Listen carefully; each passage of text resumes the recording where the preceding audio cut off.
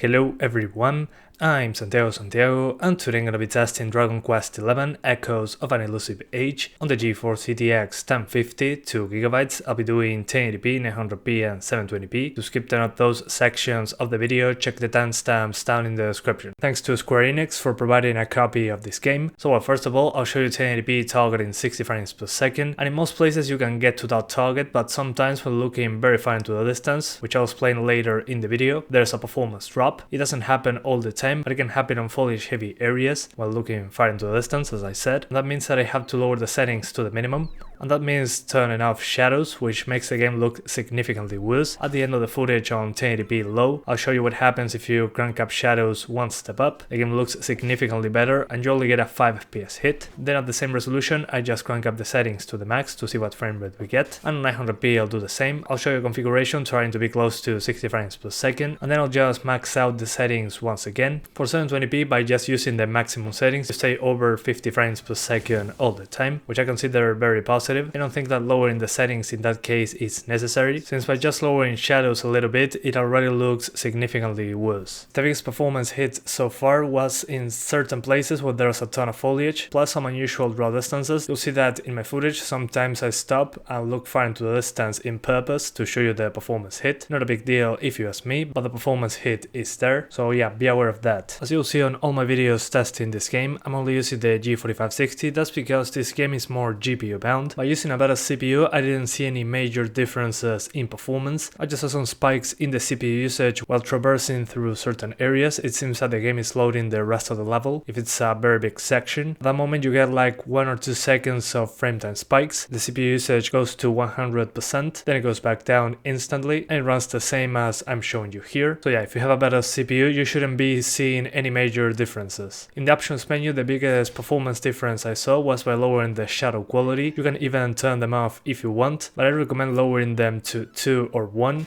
if you're getting performance issues in big areas. This affects the shadow resolution, distance and amount. By lowering it to 2, it already destroys the draw distance of the shadows. In some areas you can see that the shadows are being generated a few meters in front of your character, which really destroys the visuals of the game if you ask me, but it's a massive FPS boost in many cases. Then the post-processing quality, by directly turning that off you get a decent FPS boost, but again this greatly affects the visuals of the game. By turning this option off, the colors look very washed out and there's no ambient occlusion. Mainly the color is what makes it look the worst in that case, but you get a decent FPS boost if you're trying to get higher frame rates. And then on the anti-aliasing quality, I didn't see much of a difference between 1 and the highest. The biggest difference was when it was turned off or turned on, so I recommend you play a little bit with that. From 1 to the highest, there wasn't a huge performance difference, maybe 1 or 2 frames. But yeah, that's pretty much the options menu. I highly recommend you use vsync, but from the NVIDIA control panel, the adaptive vsync. That's because the vsync in this game is very aggressive, so if you're close to maximum GPU usage, sometimes the game can stutter a little bit. Just use the NVIDIA control panel for that. And unfortunately, the game is capped at 60 frames per second. You can control the frame rate target in the options menu. So the usual options for Unreal Engine 4 games, shadows and post-processing are the biggest impacts, but in this case usually destroy the aesthetics of the game. Personally, I don't think you need to play this at 60 frames per second. This game is turn-based, so you're not actually doing precise aiming or doing very fast battles like on a Dark Souls game. So in this case, between 30 and 60 I don't really mind too much. So in my opinion, just crank up the settings, enable vsync, so you get the best visuals. And that's pretty much my opinion on the matter. Anyway guys, that's pretty much it. I hope you keep enjoying the video. Thanks for watching and see you next time.